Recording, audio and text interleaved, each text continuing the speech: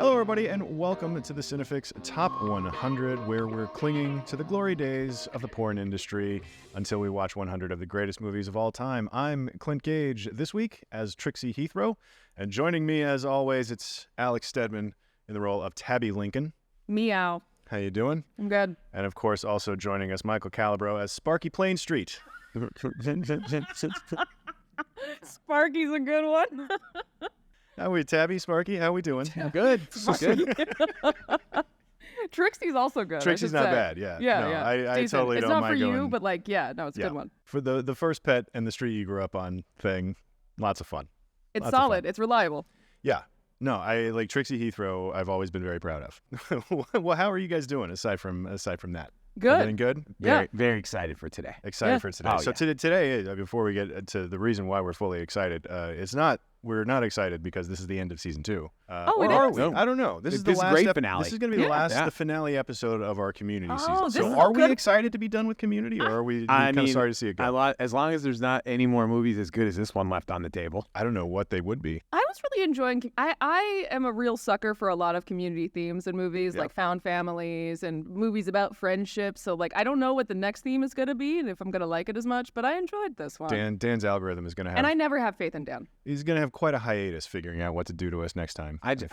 don't think Dan has this movie on his list, which automatically makes it 10% better. It's Sure. a little Yeah. Danny to me. I don't know. No, it could, we'll it could see. be a Dan movie. I honestly, I'm going to be surprised if it's not on Dan's list. Yeah, I think it's a Dan movie. It's a Dan ass movie. No, It's a no, Dan no, ass no, no, movie. it's not. Don't insult it. It's a You're right. It's a mildly Dan movie. Yeah, this is a It's not Dan's, an 80s comedy, which is what I consider Dan movies. Oh, This is a- this is a there are some Dan's laughs to broken be had in clock. the 80s here. Yeah. But they I are mean, all yeah, dark. yeah. There's It is funny, though. This is a Dan's broken clock kind of Dan movie. Yeah. Whereas Groundhog Day is a Dan ass That's movie. a Dan-ass movie. The Burbs, I would say, is Right, a Dan-ass right, movie. right.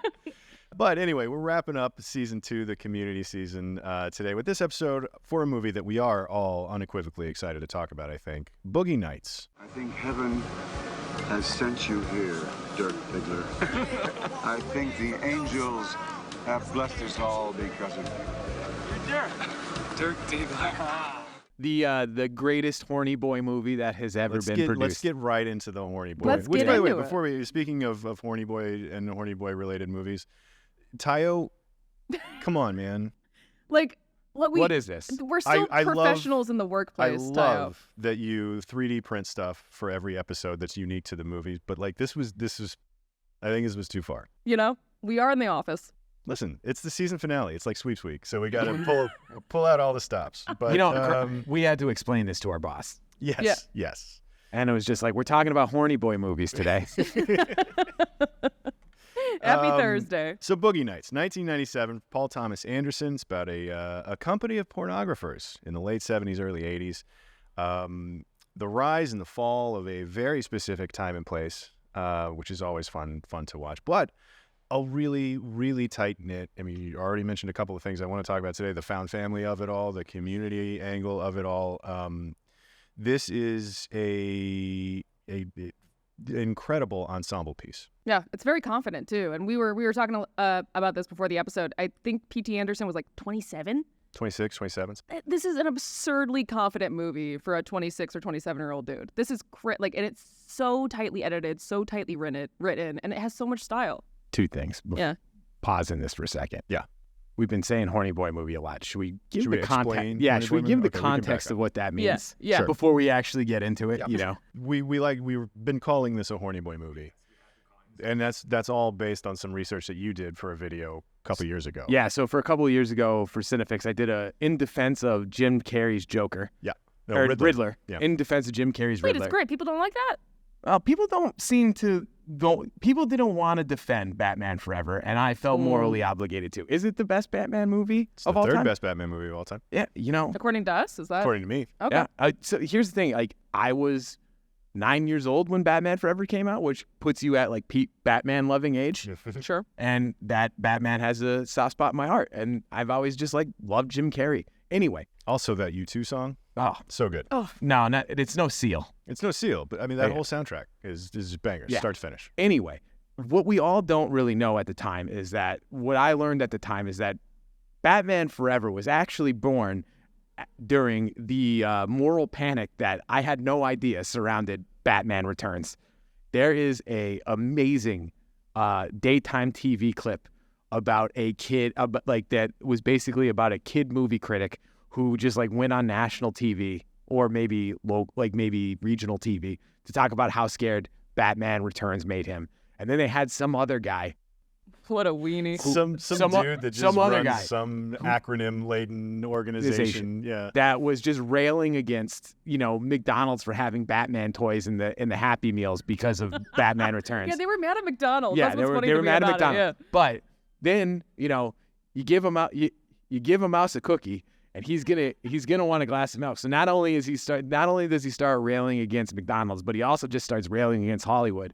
And he drops this clip. 70-80% of the movies made in recent years are R-rated, and yet they're called horny boy movies. Many of them they're specifically made for teenage boys to take their girlfriends to. So it's a con job out there on our kids. They're not really caring about the welfare of our children. Horny boy movies. Horny boy movies. That's perfect The best- marketing. well, That's the best marketing Yeah, you put could it on, never put it ask on for. the poster. If this guy comes after you because you made a horny boy movie, it needs to be Oh. on the poster with his name and a The little dash. billboards. Yeah. But I mean, my favorite is the confidence with which he said, "Well, they call them Horny boy movies, yeah. We all And everyone is always we're calling all them. on the same page about that. Yeah. This is not a thing I just made up. Which, by the way, free idea. If someone wants to do Horny Boy Cinema as a podcast and just only discuss we're already going to put this on just to jump ahead. I actually have to the thoughts movie about list I have- section of this episode. Just say- top 10 Oh, horny that's a boy great movies. list. Yeah, For sure. Yeah. a great list. Just saying, Happen. he drops horny boy movies 5 years later. The greatest horny boy movie of all Is time. Boogie Nights a direct result of that dude saying horny boy movies on a regional daytime talk show? I actually have I say yes. I have real thoughts about this. I think it is a horny boy movie and that P.T. Anderson was fascinated with porn and he was probably a horny boy. Wait, because he came up with the idea in high school. I mean, Yeah, yeah. because well, he grew up in the valley where the Right. porn industry was like popping. he sets all of his movies. Pun intended in the there. Yeah. valley. Hey. Yeah. Yeah, that's. But I don't think it's a horny movie. I think it's a lonely movie. It's we can get to a lot of that too. I think it is an incredibly tragic and sad movie. It's not horny. No. But it is very But funny. it is a horny boy. Oh, yeah, it's a horny boy It's movie. a horny boy movie. I was 11 when I first saw this movie.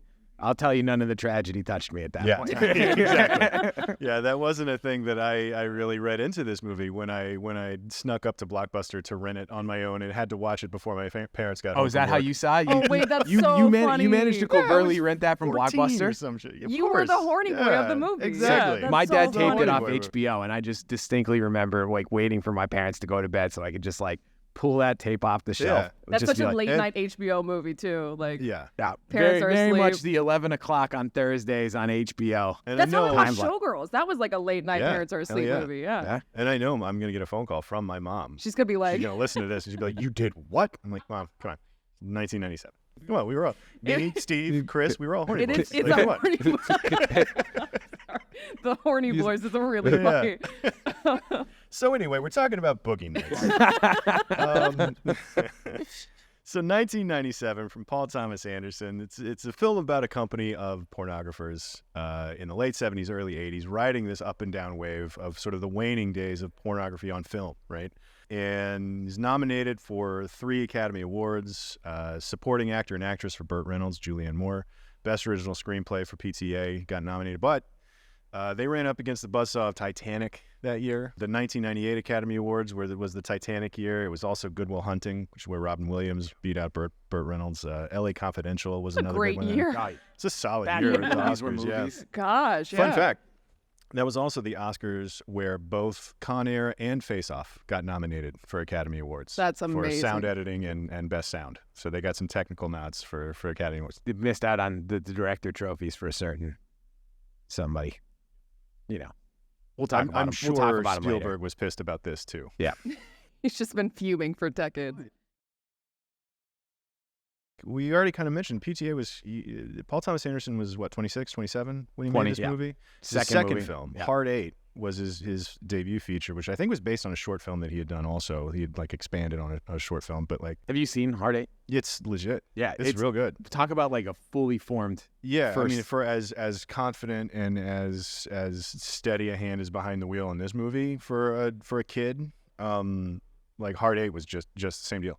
It's incredible that a kid in his mid-20s made this movie. It makes me a little sad. I'm like, damn. Yeah, Yeah, we won't talk about it. yeah. Everybody Everybody that works out here has that thought. Yeah.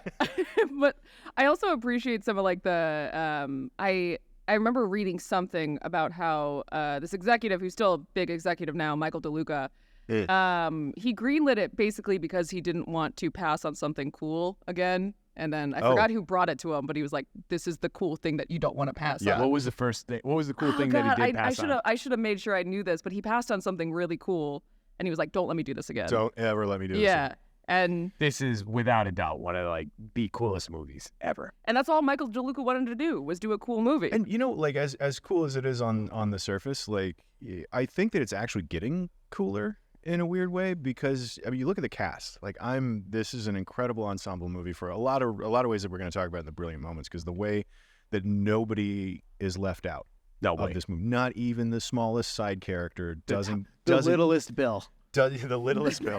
Not even the Even littlest. littler than Bill. Like you know, there's a couple of moments that what we'll a talk about. condescending nickname too. That that Yeah. hated him too. Yeah. Uh, I mean, you look at who we got in this movie. I mean, it's Mark Wahlberg and Julianne Moore, Burt goddamn Reynolds. The only real Don name at that Cheadle, time. Yeah, but Yeah. Don Cheadle, Heather Graham, John C. Reilly, Luis Guzman, Philip Seymour Hoffman, William H. Macy, Thomas Jane, and Alfred Molina show up. I mean, I'm sure I'm forgetting somebody, but like most of these people, with the exception of Burt Reynolds and maybe Alfred Molina, I guess, all of the people in this movie are on the up. Like they are on. yeah. Their trajectories are already headed in the right direction at this point, and they take off. Can you feel the heat? The H is O. Yeah. It's an incredible cast, and to find all of those people. Usually, I mean, if you're lucky in a movie, particularly for a guy making a second movie as a 26-year-old, to get two people that go on to have proper careers, like you did it right. But like this is a stupidly stacked cast of incredibly talented people that are all like making hay right now. I mean, like Philip Seymour Hoffman, like It doesn't have a lot of lines. Like, talk about a role that like he just like walked into and owned. Well, and even what he did too, because there's we'll go ahead and talk about. We're it gonna now, talk but about the background shot. the shot where he's standing behind. It's the scene where Mark Wahlberg is freaking out. He's on He's coke, telling and off- he's telling telling off off Burt Burt Reynolds, Reynolds. and Burt Reynolds tells him to leave. During that scene, the only person in the background of Mark Wahlberg's close-up is Philip Seymour Hoffman, just on the edge of. He's terrified, yeah. and he's the only person. Everybody else is, And he's in focus, Is too. in the reverse. He's shot. not. He's Yeah, not no, out of focus. It's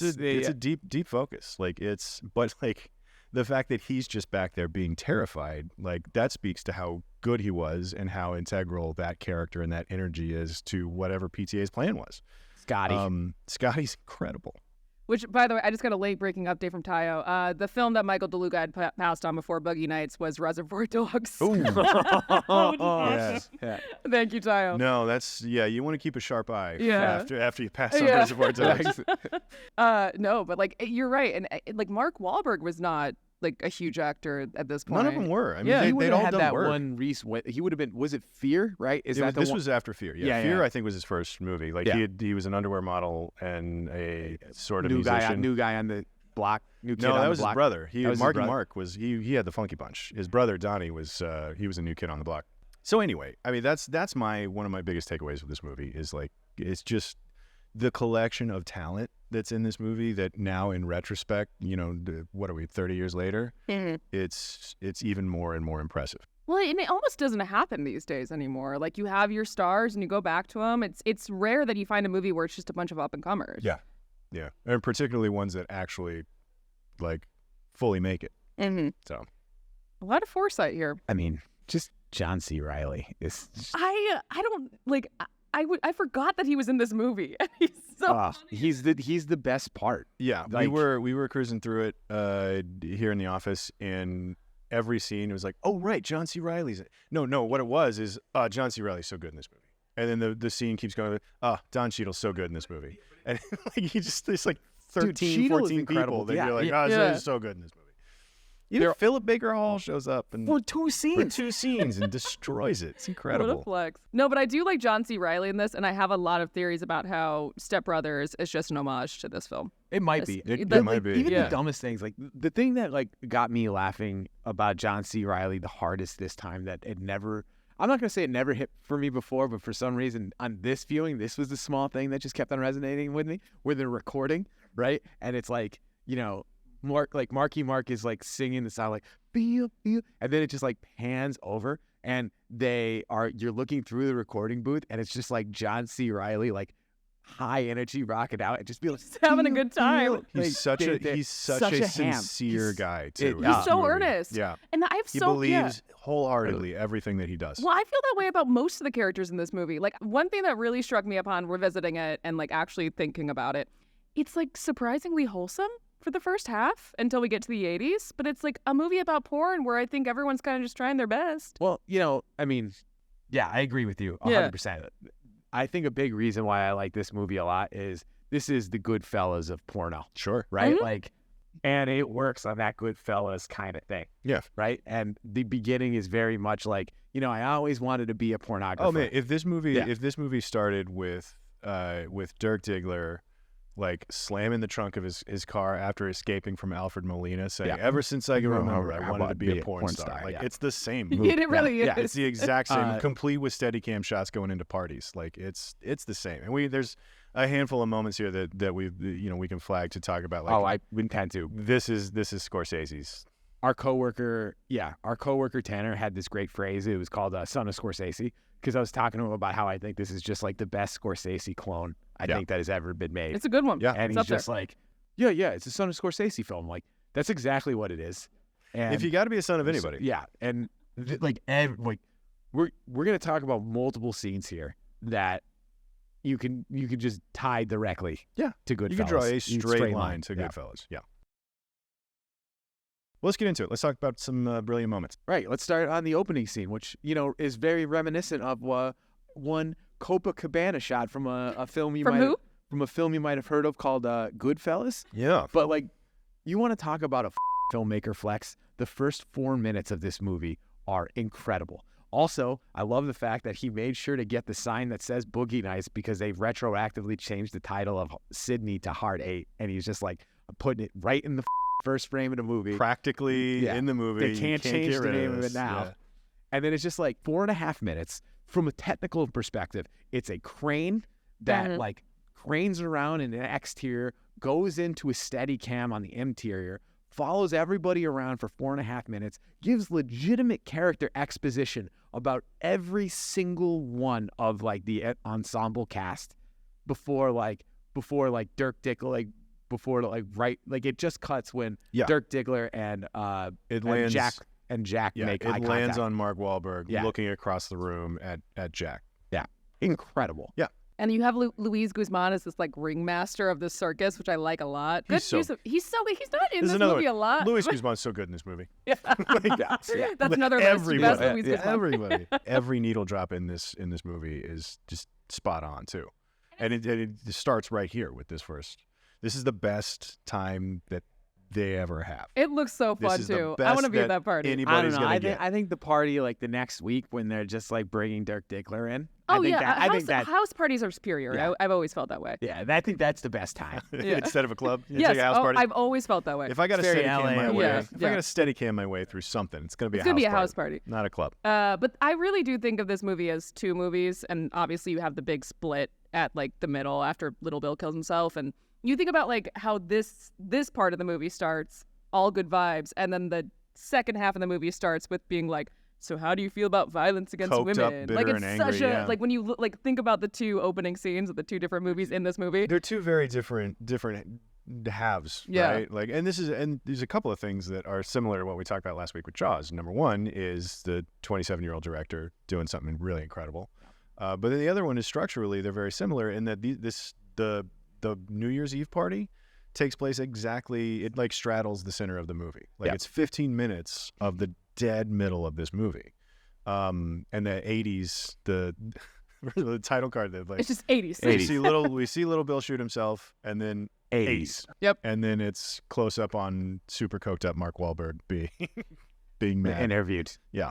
The gear shifts, the tonal gear shifts in this movie are another thing that are really, like, that's the biggest one. That's the most pronounced one. Yeah, there's a couple of really crazy gear shifts, right? So it's like after the gear shift of after Mark Wahlberg tells off Jack Horner, and then it's like they're in the recording studio recording the music. Yeah. Which is An incredible gear shift. It's just a fight in the backyard and get out of here. You're done. Blah blah blah. He's screaming at each other, and then you got the touch. Just like 18 frames later. So I love all the media that's being made inside this media. We'll talk about the cop movie inside the film, but like, oh, so good. Chest Rockwell. Brock Landers. I think, although before we get to a lot of that stuff, though, I think in terms of charting Dirk Diggler's course through the movie, because like as much of an ensemble piece as this is, like it's his movie, like it's his story. It's his big dick. Sure. Yeah. All of it. He makes sure to let everybody know about it. Yeah. God, that scene. It's that scene with it. It's my big dick. I want to fuck. So He's not wrong. no. He's just wrong in how he said it. Yeah, you know? yeah. I want to It's my big dick, so everybody get ready now! But the other scene that I want to talk about, though, is so he meets Jack, and he sort of starts to get into the world, and it's the night that he comes home after he and Roller Girl have sex. His mom is waiting on him. So this fight with his mom is You don't have so any incredible. It's like she's and I guess in terms of narratively giving him a reason that we can all get behind for leaving home, that's not just like, oh, I want to go make porn, I'm going to go do that. It's like, no, he's not in a good spot. Yeah. And he needs to get away from there. And they do it in 90 seconds, 2 minutes. Like it's the cutaway to long the dad, scene, though. but what does it? Yeah, and this is one of the moments where I'm talking about this being one of the best ensemble movies ever, because even the dad, the way that he's, he and his mom are screaming at each other, and then it cuts to his dad in the other room just quietly staring off into space and listening to it. And that is the most crushing part of that whole scene, I think. Like as overbearing and as awful as his mom is being, and as much as he's like, it's clearly upsetting him because he's just, and the other thing that we haven't talked about is Mark Wahlberg. What a child he is in this movie. And he's like acting like a child, and like his mother's being got that terrible. really soft voice. Yeah. He's always looking, and he's So always earnest. he's got that. You want me to do it again, yeah. Jack? I can do it again. And he just wants he wants to please his parents, Mm-hmm. no matter who his parents happen to be at any given time in this. And he just wants to please them. But that scene where they cut away to the dad, and he's just helplessly like sitting there on the bed, not going to do anything about it, listening to it through the wall, and it's a really subtle kind of camera push over his shoulder, and he just doesn't move, and it's like that. The thought to cut away to that energy in the middle of that scene, again, for a 27-year-old filmmaker, I mean, this dude, like, he honestly gets it. Makes total sense. Like Hard Eight, that dad vibe is pretty much all of it. Like Philip Baker Hall, like kind of embodies that role in Hard Eight. It's just like the surrogate father that's like disappointed, not quite knowing what to do, but he wants to try and do something good. He cross-cuts scenes in a really interesting way throughout this movie, and so like the thought to how do I escalate this scene, because this is like just him and his mom yelling at each other. I mean, it would have been enough probably, like, because it's a powerful scene what they're doing, but then to punctuate it with the dad in the other room is just so smart. Mm-hmm. And then to juxtapose that against the first party. Yeah. Well, I actually think the best juxtaposition is just before then. It's the diner scene. So you have the Jack Horner character and Julianne Moore and Roller Girl and Mark Wahlberg, and they're in this diner. And one thing that really stuck out to me was it looks like a family having dinner. It looks like, and like it's the way mom and dad sitting across from brother and sister. Yeah. And that's what, like, and so you have that, and you almost like, when they're sitting there, Mark Wahlberg has this big space next to him, and I don't know if I'm like overthinking it, but it's like, I don't think so. yeah, it's like him like looking for being lonely. With like, the number of things going on in this movie, you give, like, everything's a choice. yeah, like looking for someone to sit there and fill that like father role, and then you have Jack Horner right there. Yeah. It's like, you know what? It's not subtle. I think it's pretty overt. Like, Yeah. It's, No, I don't know that this is a terribly subtle movie. No, I mean, we just talked about the 80s. Like, after the guy kills himself. 80s. Yeah, it's not subtle. But yeah, that scene's incredible, and I do like the fight scene ends with him charging out of the house, and then the mother is slamming the door, and then I don't know that it's exactly a match cut, but it's close to Jack opening the door. Of his No, because he runs out. Right. Yeah, he runs out. There's a big truck in. Mom closes the door, goes back inside, and then Jack opens the door. Yeah, arm around him, bring him back in. Yeah, come on in. And which is the same thing. I mean, there's a story about a kid that gets kicked out of his house, and then, he goes and he finds another family. And that's the family that he goes back to when he's at his lowest at the end. Like, he doesn't go back home to his mom. He goes back to Jack. And Jack apologizes also we'll get to the end later, I'm sure. But the way when he shows back up at Jack's house and he's like, I'm sorry, Jack. He's like, I'm sorry too, kid. And like, it's sweet. It's sweet. They also do like a good job building that scene from Jack's perspective too, of just how much Jack doesn't like the 80s Brock line, or like the 80s Dirk Diggler. You remember that kid that they meet at the bar, which with the red light? Yeah. That is also very Goodfellas. That's Goodfellas, yeah. I don't think, like, they do a subtle job of not ever explicitly saying it, but just like when he's like watching the dailies and stuff like that and watching the edit, he's just always just like that. Yeah. You know? He's done. Well, and even in the interview stuff that which by the way, Amber Waves, incredible name. Great. Incredible name. In her film that she's made, and Jack and Dirk are sitting there talking, and you can tell that Jack is just like, this fucking kid. Yeah. He lets me block my own scenes. I don't let him block his own scenes. He doesn't block his own sex. He is over it. Over this guy. I think it's true. Like as much as Eddie or Dirk Diggler is looking for parent figures, I mean, there's a point where Jack Horner literally says about Julianne Moore, she's a great mother. She's a mother to all. Like, they're looking for kids basically as much as he's looking for parents. And for Amber, for Julianne Moore's character, it's quite literally, she's just trying to get a kid. Like we said, it's not subtle, but no, yeah, it is. Which is it's fine. not, but it's so capably and expertly crafted. That it doesn't need the subtlety. Are we gonna go in depth and talk about the flex that is these party scenes? Yeah, please. Oh, the party. Because like not only from like the narrative perspective of, again, like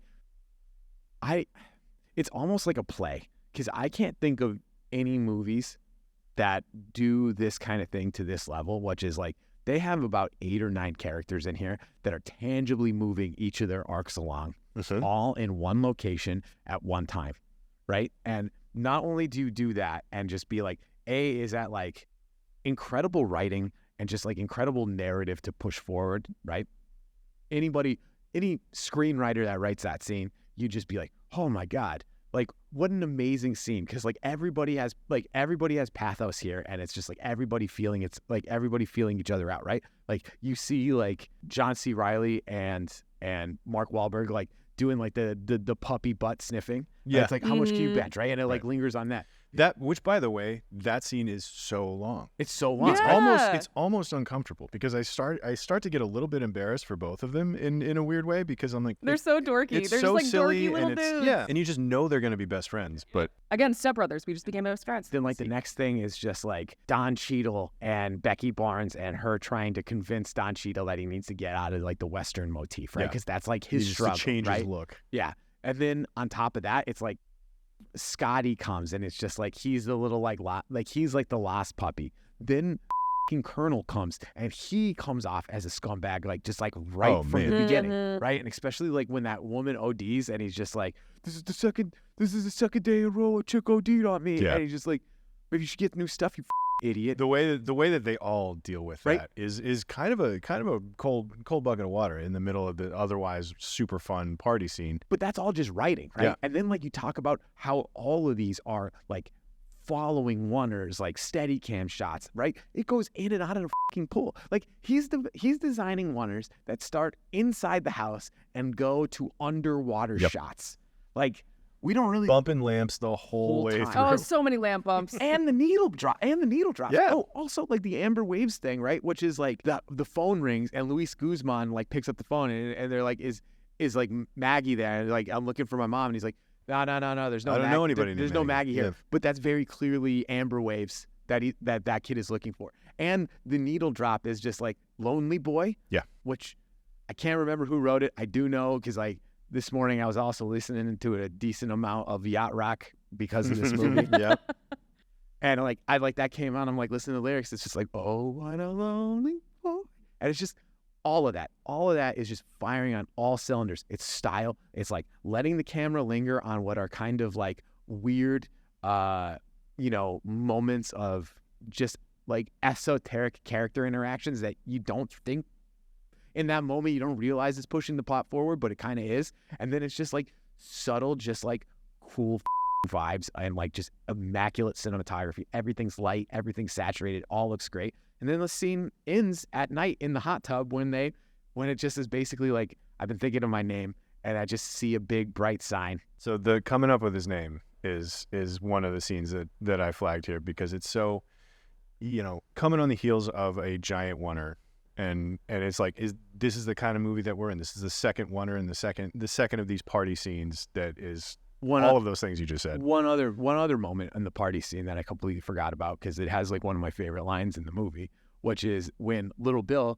sees his wife just having sex in the driveway, right? And then like the cinematographer is trying to talk to him about like how they're gonna like what equipment they need to light the scene. Yeah, I think we need more lights. He's like, what's wrong, dude? He's like, I don't know, man. I can't really think about this right now when my wife has an ass in her. Well, the reason I like that too is like, it's funny, first of all. Yeah. And second of all, like, up until this point, they make porn seem like the great escape from the Mark Wahlberg character, but you, like, amid this great party, amid all these vibes, you have these, like, little hints of darkness. Like, yes, the coke overdose is not subtle. Yeah. And you have, like, the Don Cheadle character, struggling with his, like, whole stereo thing. And that I think is fun. It's fun, but, like, he's still struggling. And then, you have Little Bill, who ends up killing himself. Porn sounds real fun until you have to watch your wife bang a dude in a driveway. And you've also already gotten it was after the first night that they come home. There's a really great moment between Burt Reynolds and Julianne Moore when they come home after that first night at the club. And it's just such a sweet little domestic, like... He offers to make eggs. Like, do you want some eggs? No, I'm just going to go to bed. Like, okay, well, then peck on the cheek. Good night. He goes and pours himself a drink, listens to a record, I think, and that's for the first that. half of this movie. I'm like, this is the healthiest couple. in the movie. And I think they are. They are by so the healthy. end too. Yeah, it's they're a great. They're a stable parent dynamic. Mm-hmm. Yeah, for everybody else, and even though there's that wonderful scene between her and Heather Graham where they're doing coke, and she's like, "Will you call me? Can I call you mom?" And she's like, "Yeah, you can." You sure can. Thanks, can. mom. And it's just that's the energy. But you know for sure that Julianne Moore is not about to leave her hanging for anything. You know, like it's absolutely not. Like later in the movie, like in that last scene, where like Dirk Dickler goes to apologize. It's just like Jack's walking through the house and he's just like, "Roller girl, can you at least like clean up half your room? Just move all the crap." Oh, that's such a dad. Yeah. Like, just move all the crap to one. one half, so like at least half the room is clean. Which is fully the point, right? I mean, that's what this guy, the idea that the porn industry is completely derelict or something is not an idea that this movie subscribes to at all. They're like, this is the found family, and this is the legitimate, like, this is the life that these people have built for themselves, and it's healthy. Like, look, and then ending the movie where they're walking through, and Don Cheadle's kid is in the pool, and he hadn't peed in there, has he? I don't think so.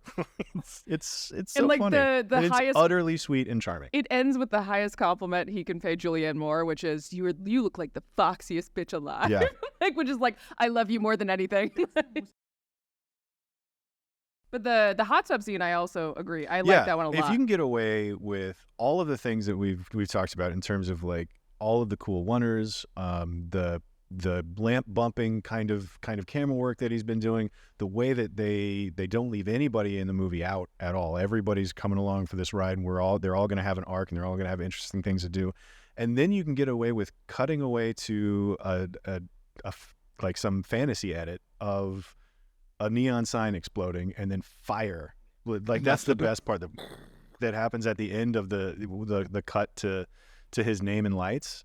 It's a vanity edit. Yeah, it's also, and it absolutely works in the moment, and it's like it speaks to the balance that he strikes in this whole movie. So you can get away with with comedy, with drama, with lots of sex, with this weird cutaway to an imaginary sign and lights. Like we're cutting into Dirk Diggler's head at this point to see what he's seeing, and you can get away with all of that. Like he pulls all of it off, and it all feels at home in this movie.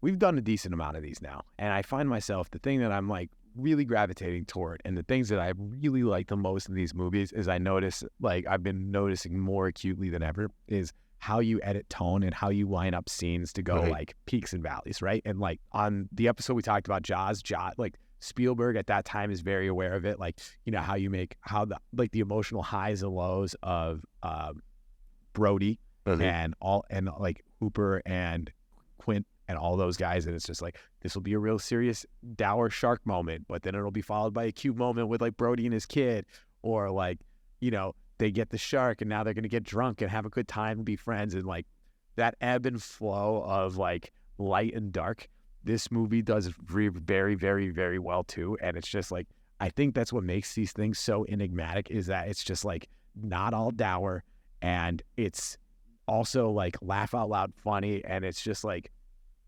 I mean, I guess that's pretty much life, but the fact that like these artists are able to weave together both of these emotions like so succinctly and just like one after the other, it reminds you that these things are a ride. I think the initial shooting of his first porn is also pretty great.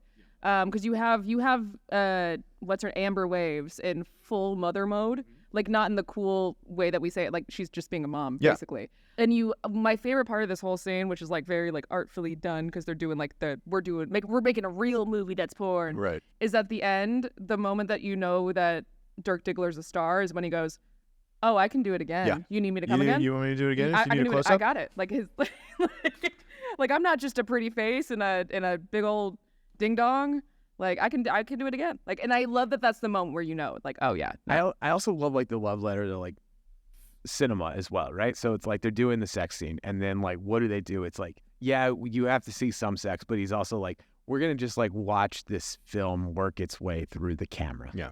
Edit. The way that they cut to inside the camera to see yeah. the film, the film roll out. Yeah. And even like you're looking at the shutter, so it's upside down and flickering for a second, and it's just like we gotta change the angle because we gotta switch out the mags. And it's interesting too, because like that was it. Number one, it's a thing that's cool, right? Like Michael DeLuca, good job, you did it. It's cool. You did it. Because it's a fun edit and it's an interesting way to look at things. But also like it's a reminder too that it's such an important thing, because at this point, like we're just watching him do it. We're just watching him make a porn at this point. Like we've talked a lot about it, and we've seen we've seen some sex, but like here we are watching them film a porn. And PTA chooses to cut to inside the camera to look at the actual film, to remind us that it's a reminder that we're looking at a different time, right? Where it's checking back into the fact we're like, no, this is late 70s. They shot everything on film, and there's like craft to this, and it's like don't not take this seriously. And he does it in such a visually interesting way as well. But I think it sells it. You know, it's probably overstating it to say this, but but it sells the rest of the movie. Mm-hmm. Like you cannot at this point, because what are we 30 minutes into the movie at this point, and you cannot at this point lose sight of it's longer than that. It's 40 something, 45, 50 minutes into the movie. It does take a while, yeah. But you cannot lose sight of the fact that these are all like craftspeople, like working at the height of an industry that it is not the same as it used to. And it comes back later too, because the whole thing in like the second half of the movie is, Jack Horner doesn't want to shoot his movies for videotape because that'll take away the artistry. Right. Like this man truly wants to make the Citizen Kane of porn. Yeah. And I think he does. I mean, like before we get to the 79, that's the other thing. That's the other scene we have to talk about, right? Is the fake Brock Landers? Yeah, it's like the Brock Landers franchise. Oh, and how even before, because they pitch it on their way to the second annual Porn Awards, where Dirk Diggler just runs the table. He wins all of the trophies that look like this. Tayo, is that what you made? Did you make a trophy or? That's what that is, sure. I guess there's an argument to be made that maybe it's a trophy of a sort. At the awards, I think Mark Wahlberg is at peak, like puppy dog child, excited. Like that's the height for him, and the way that he accepts those awards and his speech about like I'm gonna keep rocking and rolling, guys. Yeah, it's so adorable. That's what I'm saying. It's so wholesome. Exactly. I just want to I just want to protect him. He's just a sweet little kid. We're helping everybody. Yeah. I'm gonna live forever. But no, the fake cop porn movie. Okay, when I was looking around, when I was like doing some research for this movie, when you were googling porn movies on your work computer, so I did Google porn movies on my computer. So HR, this was for this episode. No, I found this interview with Quentin Tarantino where he's talking about his biggest issue with this movie, and it's basically that the Brock Lesnar movie isn't good enough. Because not Brock Lesnar movie. No, the fake cop movie. Yeah. Brock Lesnar's a very different wrestler. Oh my God. What's his name again? The cop? Brock Lander. Brock Lander. Landers. Brock Landers. Landers. And Okay. Brock Chest Landers. Rockwell. And No, Chest Rockwell. his big issue is that very different person.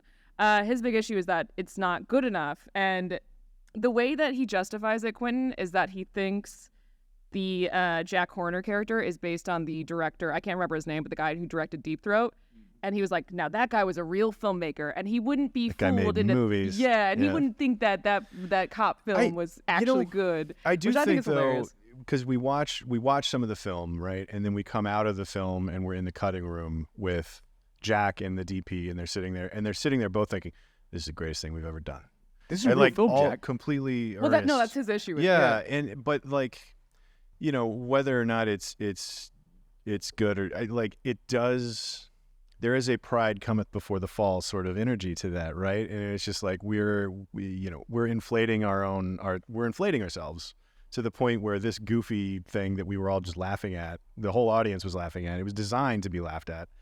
And then they're saying this is the best thing I've ever This done is in a my life. So like masterpiece. now we get to laugh at them too, and we get to, it sort of makes sense that they wouldn't see the downfall coming to a certain extent, right? Like. So I disagree with Quentin Tarantino. I actually do too, but I just think it's a funny No, criticism. That's his big issue. It is a fair thing to level at the movie, I Yeah. think. But Some people told me the food in here was really good.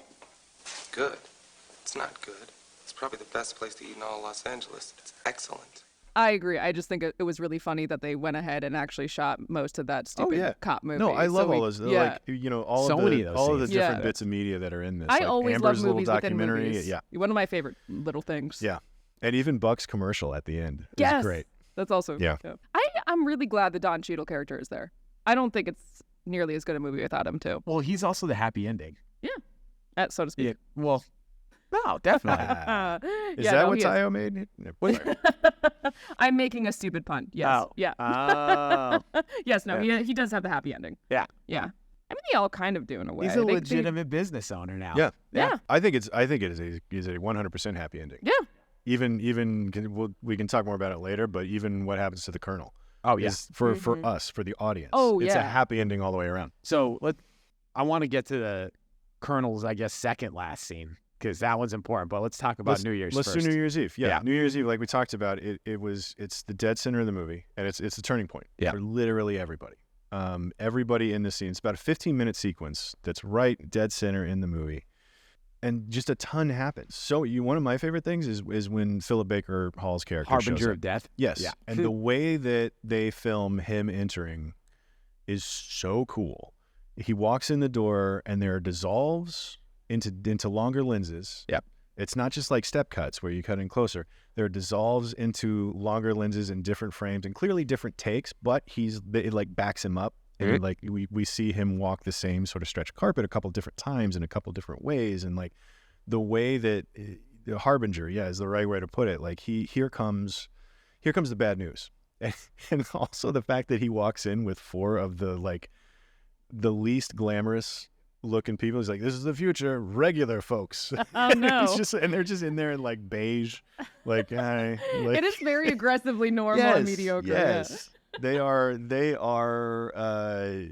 especially everybody else, and Julianne Moore and Mark Wahlberg both, their wardrobe for that night is pure sparkle. Mm-hmm. Yeah. Like they are literally glittering in their wardrobe, and then here comes the future, and it's just like beige shitty clothes. Here and comes like, the 80s. It sucks. Yeah, exactly.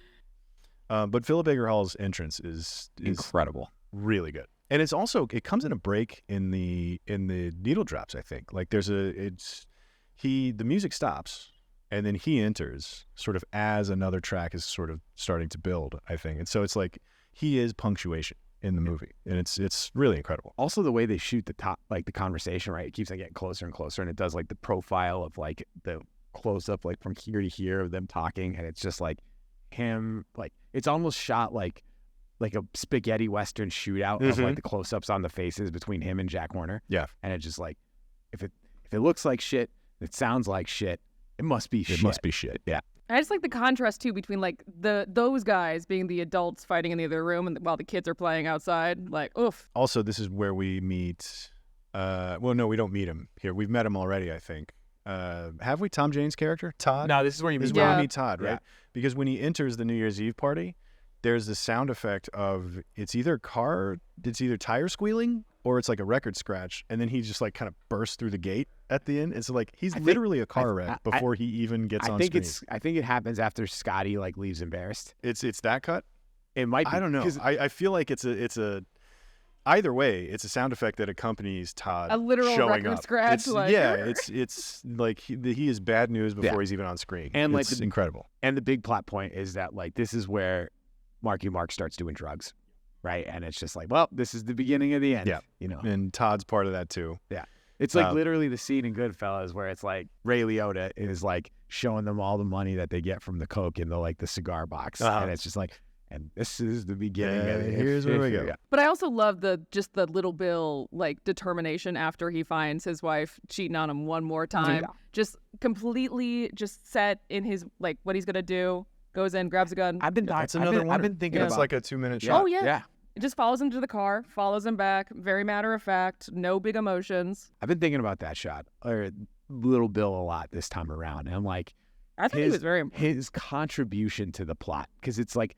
The darkest, saddest humor of just like how bleak this all could be. Right. Because he maybe has like he has maybe one scene where he's not defined by his wife cheating on him, which is like the one shoot, like the literal scene where they shoot the porno. Yeah. Mm-hmm. Right. Where you actually see him doing his job. Capably doing his job, by the way. That's it. Yeah. Right. Like I think it's the rule of threes on him and his wife, and then that one scene where they actually shoot the porno, and that's all you get a Little Bill. And there actually is like a close-up on him on that scene where you can see there's like a little bit of passion in his face for the only time in that movie. Yeah. Yeah, no, he's on. He's doing his job, and he's got his role, and he's respected, and he's integral. And he feels like a man, And then as soon as he starts dealing with his wife, he's very much not. Also, they call him Little Bill. Yeah. Again, that's everything about him just like screams. But I also like the beginning of the shot is John C. Reilly and Thomas Jane walking through he's like, "Hey, smile, Little Bill," and the last thing he does is smile before he shoots himself. God, it's stark. Yeah, it is messed up. Did William H. Macy roll too? William H. Macy's great in this movie. I mean, everybody does it. He has just a. He's got a perfect sad man. He's got a vibe. Like P.T. Anderson just knows how to write like San Fernando Valley losers, and for some reason they're just William H. Macy. Yeah, because like he's the best loser. Yeah. He's the best loser. Because like William H. Macy drinking at that bar, and I like, in like the Valley in Magnolia is also a thing that I think about. And like when I like moved to the Valley, I went and found that bar. Oh yeah, and drank at it. I mean, from Fargo on. Yeah, nobody does sniveling little Bill quite like William H. Macy, but he's not. I mean, I guess that's the wrong way to put it too, because like I don't think he's like this is maybe a subtly different version of this character for him because he is good at his job. Oh yeah, like and there's a painting of him on the wall at the end of the That's movie because people legitimately cared about him and he had a place and he had a role and it's just no one had a painting of his wife. Yeah, nobody is exactly. But yeah, this shot especially to wrap up the party, because the other thing that happens at the party is Dirk's confrontation with Scotty, where Scotty kisses him. And he says, "You want to see my car?" And it's just so heartbreaking. The Scotty character is so uncomfortable too. It's so heartbreaking, and that's why this again, like to your point about this is not a thirsty movie at all. Like this isn't a movie that's about sex even a little bit. No, not at all. To its credit, right? Like that's one of the things that makes this movie why we're still talking about it 30 years later.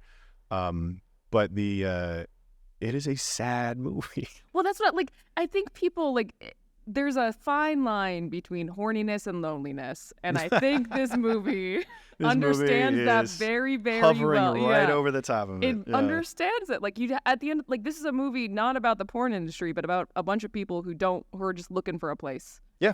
And Scotty, I think, is arguably one of the saddest examples of that. It's a movie about a bunch of people that have already found the place, right? I think. I mean, like, because it's. To the seasonal theme, to community, like this is a very tight-knit community. They care about each other. They even in the end, like they're shooting Buck's commercial, and it's Amber directing Buck's commercial with Scotty holding the cue cards and the DP still running the camera. Like they're all still together, like through all of the shit that they've gone through. they're the ones that they keep coming back together, and I don't think there's ever even a question really of not working together anymore. Yeah. Like, I don't think there's a version of this where they don't continue to be a family. And the funny thing is, you totally get that Dirk Diggler, Eddie, doesn't talk to his actual parents anymore. Right. I forgot completely about them. Yeah. I think we're supposed to. His actual parents do not count anymore. No. Yeah. Like, this is his family, for better or worse, and he'll probably never leave them. So New Year's Eve, 1979. Great scene. Great all-around And scene. then the 80s. And then the 80s. And then it sucks. Yeah.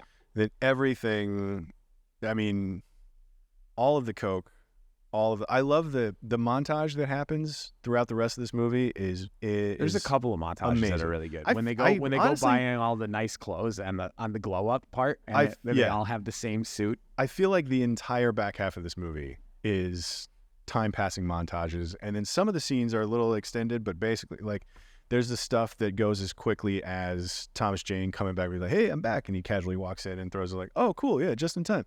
Throws him the cocaine, and then it smash cut to Thomas Jane running in all sweaty. He's like, "Hey, I'm back." He's like, "It took long enough," like, and to establish in 15 seconds that, like, time is passing and things are getting worse. To also, the other thing that I really like about the back half of it, in spite of all that montage and all that fast editing, there are several moments where he lingers on somebody's face and watches them realize something. The best example of that is with the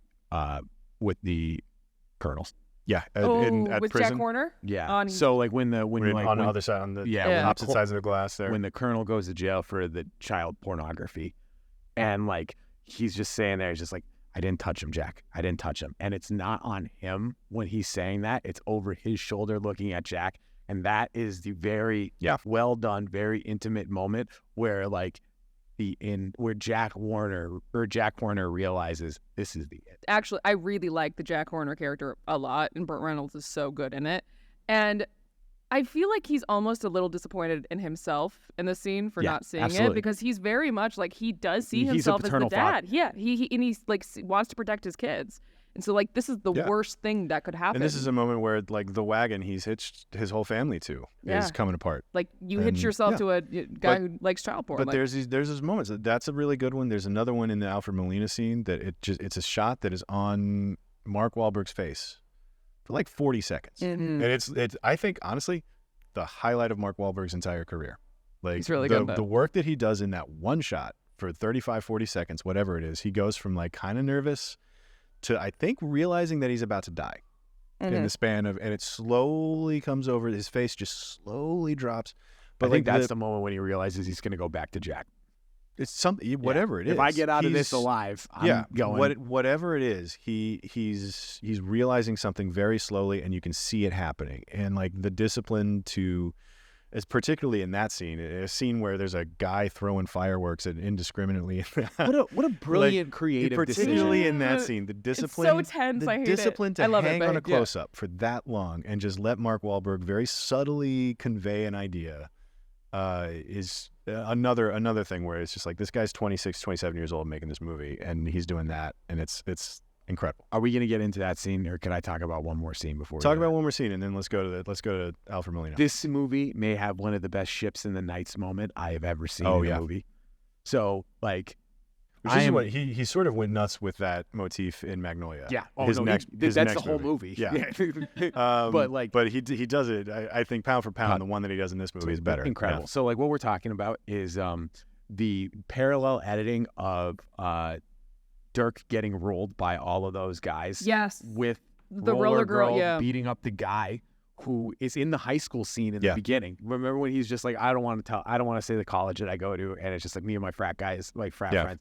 Anyway, both scenes, which are absolutely the rock bottom of those two characters, three characters, right? Because, like, that's Jack's low too. Yeah. Right. Mm-hmm. And they're parallel edited together, and you both see, like, the spurts of violence, and you feel that both of those characters be on rock bottom. And then what ends up happening is you see the Toyota truck that beat up Dirk Diggler pull out of, like, that church parking lot and pass. And then as camera goes with it as it goes, the limousine goes in the other direction. So it's literally just the cars passing on the street. They were inside of a couple of blocks from each other. Yeah. And then it follows with the limo. And then Don Cheadle's car goes past the limo, and then the camera follows Don Cheadle's car into the donut shop. And then that's when the donut shop scene happens, and he gets all the money to start and it's just like those 3 scenes, like literal ships in the night kind of like, it's so well done. And this is another thing, that there's the technical part of that. There's staging all of that and photographing it in a way that people can recognize immediately, right? But then there's the other, like the narrative side of something like that is like, this is all happening to the family, but this is all happening to them, and they're all together, and it's all happening to even the bad stuff when they're on their own and they're hitting rock bottom, and they're not technically together because they've all kind of gone their separate ways at this point. But they're still, it's all affecting each of them at the same time in similar ways, right? And so like there's that version of it's not cool for the sake of being cool. It is cool, but like it's cool in a really thematically interesting way. Yeah. And like the thing that I was thinking about during this scene too is how much I like these characters. Like I'm rooting for them. I don't want them to. It's sad. Like Mark Wahlberg is like, first of all, he gets lowballed on, like, he asked for $20 for this guy to watch him jerk off. He's like, I only got 10. Oh, that was so sad. And then he can't get it off, and then he gets beaten up, and then that's all happening with the same intercut and with the same piece of score underneath it. There's like this really sort of low frequency bell kind of score in that moment. I don't know what exactly it is, but I think it slowly gets louder. Mm-hmm. Like, I think if you look at the waveform of the movie, like the little bell hits would get just a little taller as they go. Yeah. Like, but those two events are tied very explicitly together. And then we go straight into Don Cheadle at the donut shop and the little burst of violence that happens there, which is complete happenstance. Again, this is like scene 0 of Magnolia, I think. This is a prequel to Magnolia. Pilot, yeah. But when all the gunfire happens at the donut shop and then he runs away with the money, and that's another moment where he lingers on Don Cheadle's face looking at the money, and he's freaked out and he's covered in this dude's brains. Yeah. And then like the change in Don Cheadle's face where he's like, "Oh no, I'm taking the money." Oh, and yeah. then he just you can see the wheels turning too. That's what I love about it. You see the wheels turning, and then you see the decision get made. He sets his jaw, and he got like that. It's an incredible performance. Again, on one of these little lingering close-ups at the end of this big long sequence that's completely built on pacey kind of editing, which is incredible. It's just like to go back and forth stylistically like that it's brilliant. Awesome. Don Cheadle's great in this. Yeah. Everyone's great in this. Everybody's great. I think we've already said that. I'll say it. The one I haven't said is Mark Wahlberg.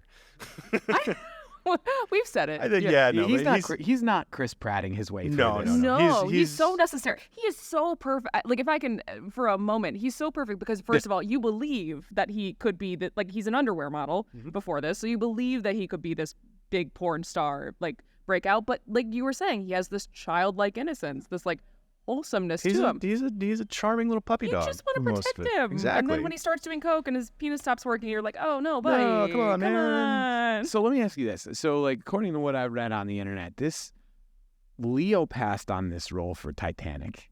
Could Leonardo DiCaprio have done this role better? Yes, not better. I disagree. I think he could have done it. I think if you bring Catch Me, he has that like puppy dog vibe in Catch Me If You Can, and that is I just want my dad to love me. Yeah. Yep. And I think he could have done. Oh, he would have done great. Yeah. He would have done great. But I really like Mark Wahlberg. I mean, the thing that Mark Wahlberg has going for him is that his voice is just so soft. Yeah. You know? Mm-hmm. Come on. Well, Like, even his voice. He like, come does on. have these, like, I don't know, he I'm has a these big star, eyes, Mom. these big proud eyes, and I'm just like, but also if I had to pick between Leo and this and Leo and Titanic, I'm picking Leo and Titanic every day. Yeah, I mean, listen, I don't think either of them chose poorly. Oh, no. Yeah. I don't think there's a wrong. Mark, like, regrets taking this role. A couple people do. Yeah, Burt Reynolds. Yeah, Burt Reynolds. Let's not isn't get too Torfin too early, but yeah. Okay, well, now that you've teased Torf a little bit, then let's get to this Alfred Molina scene that we've been talking about. Yeah, because we have to talk about that. Because my goodness, this is... I forgot how late in the movie this is. Like, it's the end of the movie. It's like the last 20 minutes, isn't it? Yeah, well, it's to the point where he had to put up a title card, be like, hang on, we're not quite done. We got one more song left. Yeah. One more thing. There is not a more tense scene that I can think of. I mean, I'm sure there is somewhere, but like, there's they're tied. Like this is near the top. The fact that fireworks are just getting tossed randomly. Well, what I love about this too is if the title card didn't get you and the rest of the movie didn't get you, if you stop paying attention, if you're taking a little nap, no, you're not. Boom, like it pulls you back in. Yeah. Like, Yeah, this will get you off the phone. yeah. Oh, dude, you don't touch your phone during this movie. No. You don't have time. You don't. For a 2 hours and 38-minute movie or whatever, you don't have movie time is. to look Look at your at phone. Because this movie is absolutely incredible, and every scene is just firing on all cylinders. It's This is another one that like we talked about it with the scene with his mom and cutting away to the dad, and that really leveling up that particular scene. This is another one that I think just having fireworks. Alfred Molina being crazy and being coked up and being having Cosmo dangerous throwing and fireworks. having a gun, like that could have been enough. Yep. But then, like, how do I make this more uncomfortable and more tense? This is just a dude not paying attention to anything, throwing fireworks, and then Alfred Molina doesn't react to them.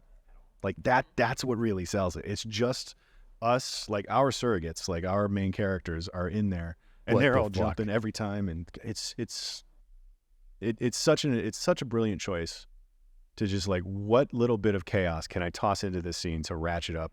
And he's doing the drugs too, and you're waiting for him to realize that it's like not real. Oh. Yeah. We look back, we know he's got a gun. It's that standard Hitchcock shows the bomb under the table kind of thing. And they show like 4 different bombs under 4 different tables throughout this scene, because this is a 20-minute scene here. Like this is not. Is it really? Oh yeah, no, it's not a tacked on. I don't know if it's goes 20 like minutes. that. And you could feel it too, right? Like that 10-minute mark is when when the tape switches to the other side, and it's just like the close up on the tape, and it's just like now it's playing the other side, and it's just like shit's going downhill now. Like you don't want to be in there in the first place, and then as soon as the business happens, what's funny is the business part of it is the easiest thing in the whole thing. He's like, "How about $5,000?" He's like, "Yeah, okay."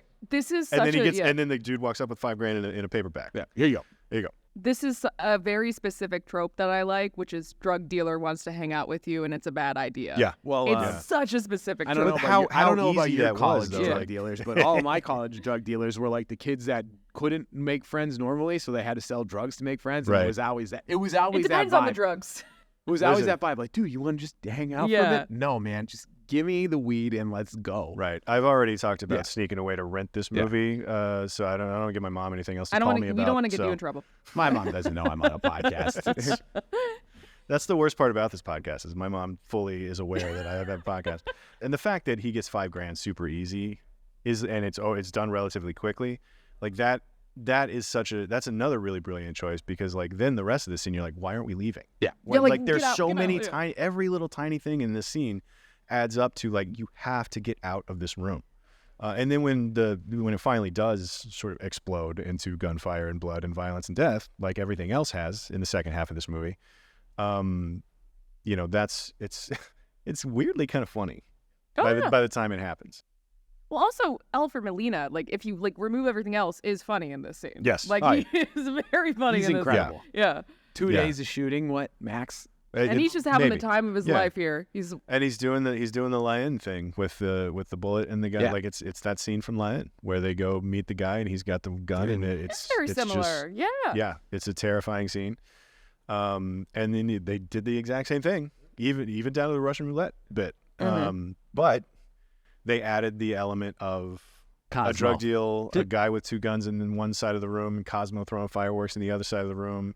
Todd is just going rogue. Tweaking. Yeah. Todd's such bad news. Todd Get is, Todd out of here, man. But like, can we talk about Tom? Tom Jane's so good in this movie. Oh, yeah, no, he's great.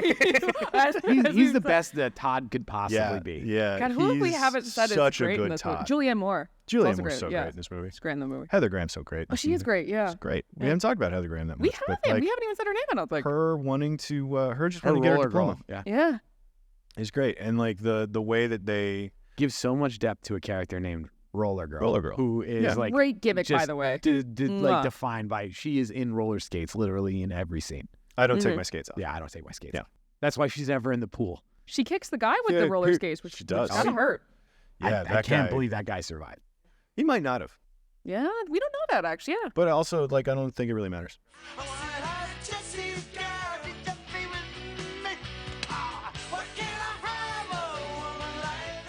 Let's talk about the ending real quick. We had time for one more oneer. In that one more oneer through the house showing everybody happy.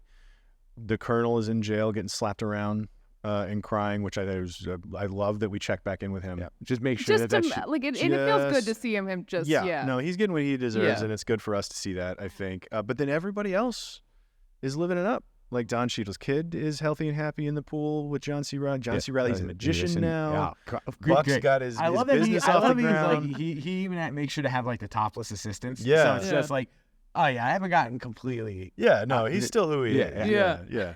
The other thing that we do need to talk about is the very last shot of the movie. The reveal of the big dick. I compare it to Jaws. It's like, we finally saw the shark. Maybe it was the prosthetic, was it malfunctioning the whole time? They had to shoot around it. They actually called the prosthetic Bruce. Yeah, that would be great. That would be very funny. But they, I do think though that it is really, really interesting the way that they framed it. And he stands up so that his head is out of frame, and he pulls his dick out, and it's, "You're a big star," or whatever. And it's like he's still disassociating himself like with his penis.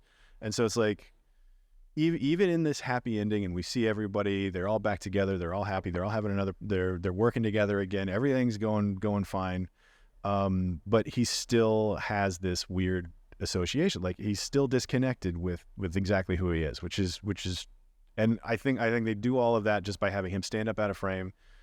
We cut his head off, we don't see it.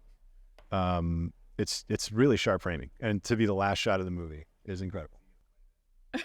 We just paused. Whoever's on playback right now in the office doesn't want a dick to be on screen. No. But he is going to 3D print run for the middle of the table. I was gonna say, where do we draw the line, Tayo? Yeah. It's okay if it's clearly plastic. No, but I love this because, first of all, I don't think I ever said when I first saw this movie, it was like back in college at a party, which is like a bad way to watch movies because everyone's talking and you're not really like absorbing it. So when I forgot that we ever see the dick, and I was not expecting to ever see it. And the moment when you do, it's not about the penis at all. Like it's about him, like you said, like reminding himself, like, I still have it. Like I'm still a star. Yeah. Like, but it's its own thing. It's not connected to him at all. It doesn't feel like for all the word being connected this to is him. the opposite of exactly. This is the complete opposite of that Ships in the Night scene. Like he is disconnected from it. Like his identity is down. Like it's what's there, but he's like tagging along with it, you know? So, and to just do that sort of subtle reminder at as the very last shot of this movie, is just so goddamn smart. Also, in the scene, he looks so much older than he does in the rest of the movie. Like, and it's just the hair, I'm sure, and his expression, but he looks like 10 years older than he did earlier. Yeah. Actually incredible. It's like a different character. The fact that he doesn't have like curly hair down in his forehead. Yeah. He doesn't have those like little kid bangs. He's been hardened by cocaine. He's been hardened by cocaine. Well, actually, the opposite, but yeah. That's a good joke to go into one last ad break. Yeah.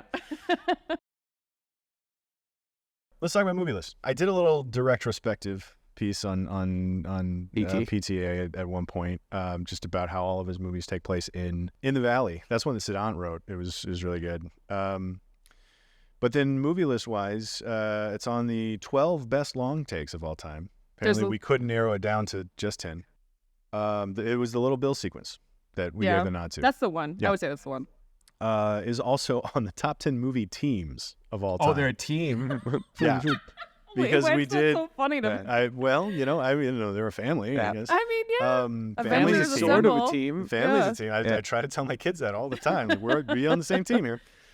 But it got because we broke up movie teams by size of the team, which is where the buddy cop conversation always ends up going. But they were the group of 8 or 9 sized team. And then those were the only 2 that I could find. I'm sure it's gotten shout outs all over the place. I'd wagered like opening shots, character introductions, screenplays, things like that. I bet that it's gotten honorable mentions in, but I couldn't find any other specific picks. I mean, the obvious pick, right? Again, Horny Boy movies. Top 10 Horny Boy movies. Yeah. I'm gonna write that down so I don't forget. I'm gonna forget to make top 10 Horny Boy movies. My mom will remind me. When are you gonna do something with your life? You're still on the internet? I feel like found families in movies would be a good list. We did top 10 families, and I don't know if found families was one of the categories. It might have been. It was just I'd like have to go back literal and look. families. Yeah, like actual families. Wow. Nuclear families? Is that Feels like I miss the Community season. I like all these fans. yeah, just stories about everybody coming together. Yeah. Yeah. Any other lists we need to put this on? I mean, long takes. I mean, there's. I don't know if you'd build a whole movie list out of the Ships in the Night. Have you done an ensembles list? It's a great ensemble. Teams. Apparently. Is that what you just? That was our more accessible sneaky name. way to get into ensembles. But it is. I do think this is the best ensemble movie, just because of how thoroughly it explores everybody. Do you think it's the best ensemble movie? I think so. Yeah. Why not? Yeah. That's Okay, you're saying that like you're trapping me with something. What do you think is the best ensemble movie, Cal? Three Amigos? No. Three Amigos. You're talking about this movie's dad, Goodfellas. Oh yeah. Oh, okay. That to me was probably a better ensemble film. Yeah. I think it was a smaller ensemble. That's fair. I think this one is so impressive because of how many characters get full attention. I guess what I'm trying to say is, where does the best ensemble? Sorry, you have to sit in the middle of it. No, keep going. Where does the best ensemble movie of all time, according to you, land on your list? Oh, it didn't. So have we gotten there yet? Yeah, there's no room on. There's no room on. We're Clint's jumping top ahead. 100. We're jumping ahead. No, there are three amigos that were on my list ahead of this one. We can but name we'll them. cover that when we get there. I've got my excuses lined up. Don't worry. Shall we torf? Yes. Before this gets Oh, violent. do I have? For Yeah, let's sure. Torf. Torf number 1. Alfred Molina True. Sorry. Alfred Molina requested Jesse's Girl and Sister Christian be played during the firecracker Ooh, scene. you think the music was his idea? Yes, that's the Torf. I'm gonna say false. I'm gonna say true, but I think that I wouldn't be surprised if he got to choose between like 5 One. songs. Okay. Like I bet here he are the- only. here are the I songs bet he that we asked have. for one because he did have to sing along to them. The character does sing along to the songs in the scene, so like it wouldn't surprise me if he had input on it. Whether or not he requested them, I don't know, because songs got to get licensed, you got to get cleared, you got to do all of that stuff. So I would wager that like they got 5 songs potentially cleared for it, and he got to choose between them. Yeah, that's my guess. So true-ish is what I'm going I'm for. gonna go with false. Okay. Explain why false again. I don't know. I just like too many needle drops in this movie that are too deliberate that I think Right. Okay. Which is why I don't think he had carte blanche. I think he had a couple of chooses. you got a Final list. cut? Yeah. Yeah. It's false, and he had. I think the story behind this is actually pretty charming. He hadn't heard either song before the scene. Which how do you not hear Jesse's Girl at that He's a point? fancy boy. English Like, theater boy. I guess yeah. so. When I said yes to the part, they sent me those 2 songs. I knew neither of them because neither released. Oh, that answered my question. Neither released in England. there you Molina go. told Grantland. So I had to sit down for like 3 days on my own, playing those songs over and over and over, so that I knew them backwards because they became so emblematic for the character. That's tough. What a tough gig. Yeah. He stumbled into just Method acting. Just listening to Jesse's Girl over and I over just again. love picturing Alfred Molina just sitting in a room being like, Jesse's Girl. Just sitting there waiting on his mustache to grow. Yeah. Smoking Rogaine on his face. That'd be incredible. All right. That was Torf number 1. Torf number 2. In Boogie Nights, the customer in the stereo store talking with Buck was the first person to play the part of Dirk Diggler in the 1988 PTA short, The Dirk Diggler Story. Oh, I think that's actually true. Yeah. I forgot that this was like a high school short. Yeah. that he did. This. You want to talk about a 27-year-old genius? He had the seed of this idea when he was in high school. Yeah. I'm gonna go true. Yeah. I'm gonna second Clint on that one. It sure is. There you go. Yep. The Dirk Diggler Story was a mockumentary. At that time, Paul Thomas Anderson was quite inspired by Zelig and Spinal Tap. So there's like a version of this. God, I love him. When he finally decided to make Boogie Nights, the mockumentary genre had lost its originality because a major number of mockumentaries had since been released. Which good. Christopher Guest came into his own. Yeah, I don't want to By see that the point, mockumentary yeah, I mean, version if he had done Spinal Tap, I mean, the Airplane was prior to all that, and then the Hot Shots movies had come out, and the Naked Gun had started playing, and so yeah. Nah, this doesn't need to be a. This no, doesn't need. Thank God for another reason to thank God for Naked Gun. Which is one of many. Torf number 3. Burt Reynolds loved working with PTA. In an interview with G. Nope, false. Yeah, no. That little shit. Sorry, I sorry, love Tayo. it. I'm gonna cut the rest of your Torf off there. He absolutely hated it, so much so that he turned down a role in Magnolia. He really did not like it. I'm pretty sure he was taking great. all his anger on PT when he was telling Marky Mark. Yeah. Would you see you little shit? Yeah. Okay. Get out of here. That was too easy. Fun. Tayo and I couldn't get you guys on that one. No, yeah, that's the funniest kind of story about this because he got nominated for an Academy Award for this movie. And There's a he's conspiracy theory that people think that he didn't get it because Hollywood was so aware that he was ashamed of the role, so they didn't. Well, it was a banger. Did he lose to? You said it was good with Will Hunting. It was Robin Williams. Yeah, I mean that's a tough competition. Yeah.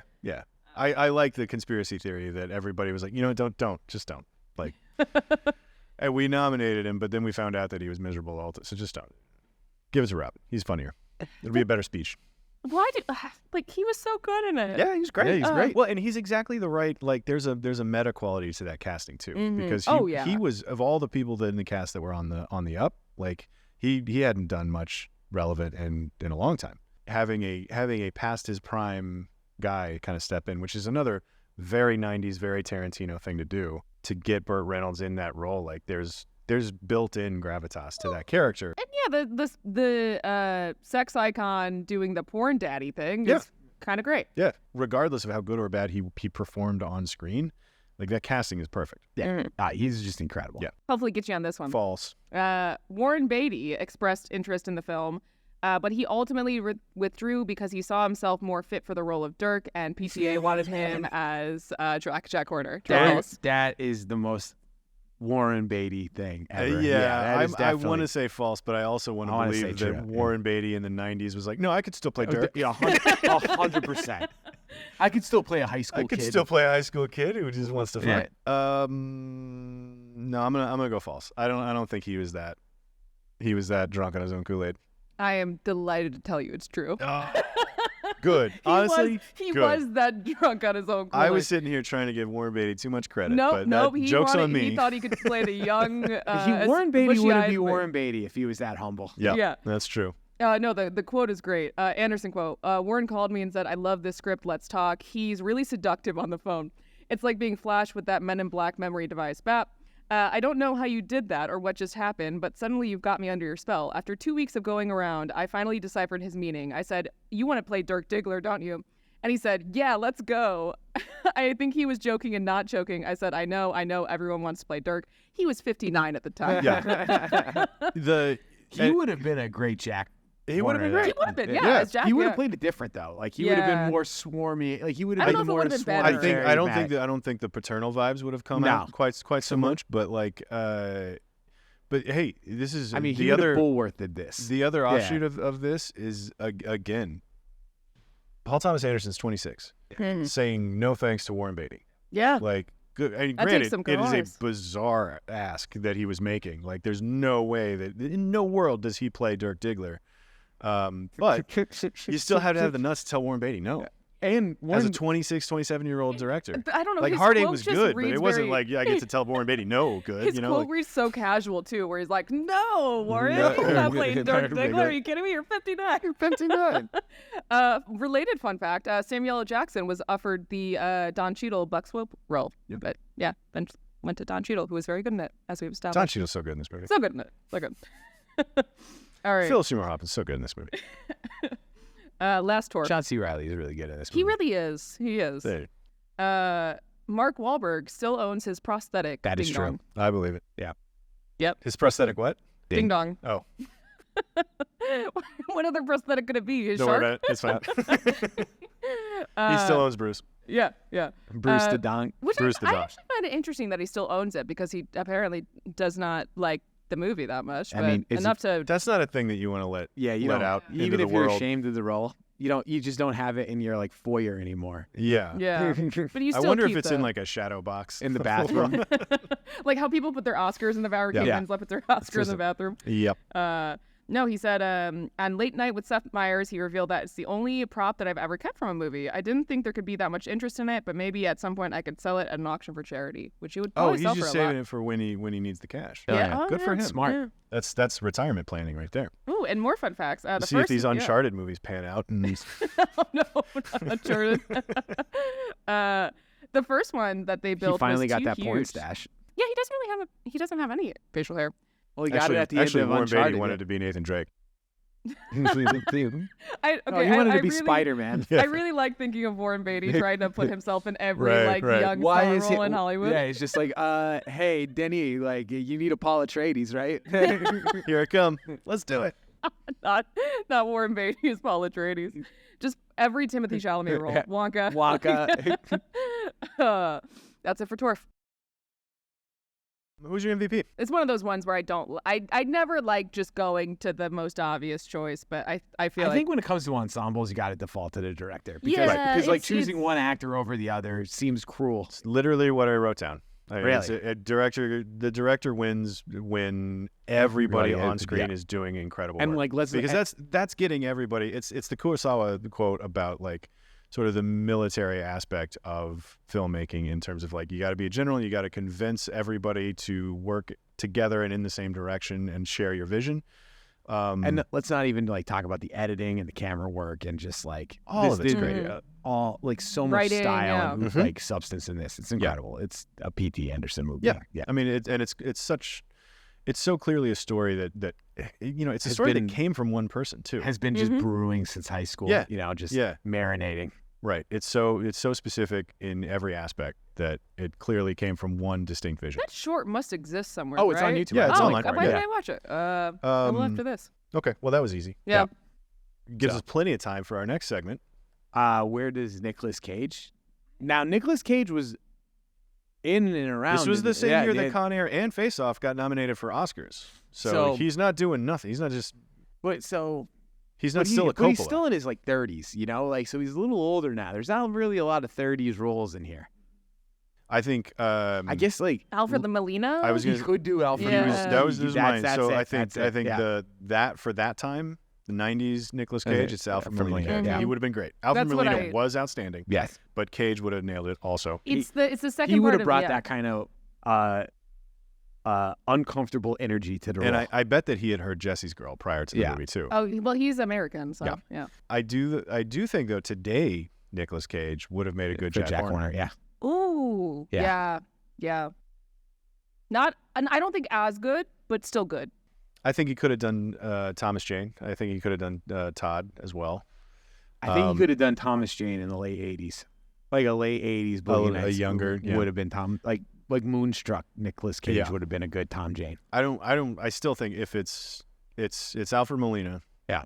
Back then, and Yeah. it's Jack Horner if it's today. I don't necessarily think they'd be worse. Because I hate to snake a roll out from underneath an Oscar nominee, but because Burt Reynolds was so perfect Yeah. for this. Mhm. This is one of those things that like Nick Cage could do it and wouldn't ruin it. I don't think it would be better. It definitely wouldn't be better. I think if he were doing Alfred Molina, if that were a Nicolas Cage performance, I think it's every bit as memorable. Oh, for sure. Oh, I mean, yeah. this is this is the My Lucky Crack Pipe. You don't have a lucky crack You don't have pipe? a lucky crack pipe? Any kind of like these like insane roles, like we're always gonna go back to Portugal Right.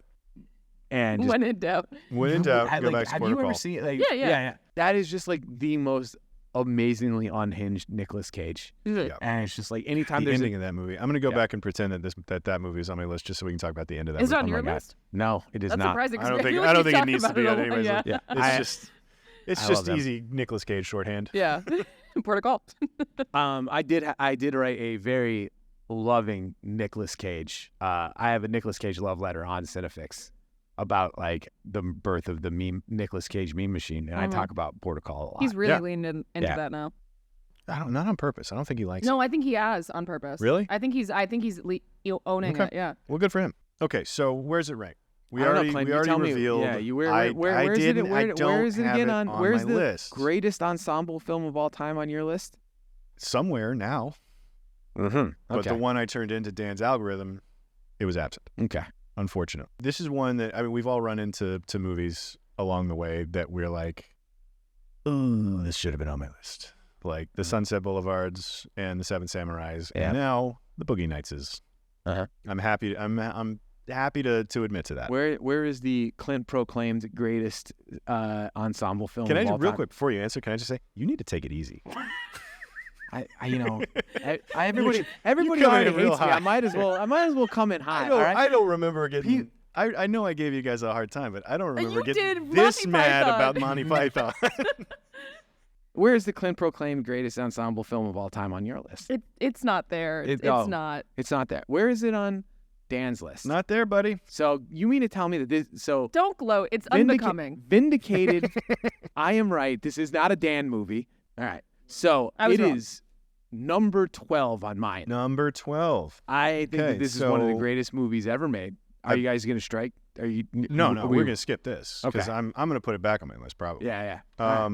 So where does my 12, my standalone 12, get us? I on this list? actually love to try to see how much weight having one person very high up, because what other movies have we had like that? Independence Day. Yes, Parasite for me. Parasite for you. Sunset Boulevard. Sunset for me. Boulevard. Yeah, it was real high for you. I think it's like somewhere in the middle. If it's it's not top 10, but No, it's definitely not No. a top 10. But I want to put. I'm I mean, willing to bet it's 70s, going to be 80s, in I the bet, 30s. yeah. 40s, baby. You think that low? I'm gonna go. Oh, I'm gonna go 39. Oh, I. So just you putting it 12th and it not showing no, up anywhere gets I'm 39? gonna go 70. 70? Mhm. Even 70? Mhm. Even 70. You don't want to pick one of the 70s. You just want 70. 72. 72? Yeah. Lowest what I'll go. I'm gonna be so mad if it's 70. 78? Wow. Whoa. You're good at this. That's good. You're Yeah, good you're at getting this. this. Yeah. You got these tea leaves. Okay. This Okay. was a movie that was only on one list. Yeah. So there was all the potential it could be struck. 78. 78. Boogie Number Nights. 12 Also a great year for pornography, according to this is movie. a great year Yeah. to set a movie In about pornography. Yeah. Listen, this movie's great. I know. I love it. It's fully great. Son of Yeah. Scorsese. Son of Just Scorsese. Son of Scorsese. It's an excellent film. So that's going to do it for us this week and for this season. Oh. Real quick recap of Community. How do we feel about movies about community? Have you found yourself in the time that we've been shooting this season watching other movies and thinking about, oh, look, there's a community right there? I will say there's been a few movies where I'm like, how is this a community movie? And then I watch it, then you realize you're and not I'm at like, work? oh yeah, no, Oh, got it. yeah. Yeah. I like I said, I really enjoyed this theme. I don't like what's gonna be the next theme. Like, Do you know? being alone. Like, I mean, probably. If there's the Dan would be that ping-ponging kind of nature sick, of yeah. Dan and his algorithm, it wouldn't surprise me if we did something along those lines. But, I don't know. We got a little hiatus. We can take a quick break. So what's our next episode? Castaway. Castaway, exactly. oh, that would be fun. That Just would like be- do the that would poll. be Yeah. That's not on my list. No, No, I can't. no. Even, if it is Castaway, that is a Dan. That's a Dan-ass movie. It's a Dan-ass movie. All right. Well, listen, we're gonna. That's gonna do it for us. Thank you, Cal, for putting Boogie Nights up so high. You're welcome. Thanks, Giving Cal. us I'm a glad you reason guys to- enjoyed. I'm to glad watch it again and to realize how much we Yeah. like it. it's so good. It's really so good. good. It's It's really very good. I have no. But that is going to do it for this week, and that is going to do it for season 2. We're going to take a little break. We'll be back at some point with season 3, and who knows what fresh hell the algorithm has in store for us in season 3. But in the meantime, thank you to Tayo Oyekan, our producer, Marhyan Franzen, our technical producer, Jamie Parslow, who points cameras at things frequently. Thank you for helping out as well. And thank you guys for watching all season. We'll be back pretty soon, I would wager, but with season 3. Hey, Clint, how many Yeah. episodes has this been? Season 2? Period. Oh, A yeah, few. look. How many episodes have we done? I numbered them. This was episode 31. We have done 31 of these. Yeah. I would say we're almost a third Wait, through the we've done list. 31. That's Yeah. We've done great. 31 of That these episodes. Really? Yeah. Through 2 seasons, we've got 31 episodes We've done under our so. belt. We've talked Some at of each them other we're for not- a We're lot not of quite hours. a third through the. We're not quite a third through the list yet because we got a couple of not Couple of 100s on there. 100s, yeah. But 31 Oh. episodes. We got a fair chunk of our list. Guys, has are we been actually gonna make it through? squared away? I hope so. I don't know. It's going to be hilarious when one of us gets written off during the hiatus. But we will. Thanks again, everybody. We're having a blast talking about these movies. Hope you enjoy listening to them. In the meantime, between now and season 3, stay safe, be good. We'll see you then.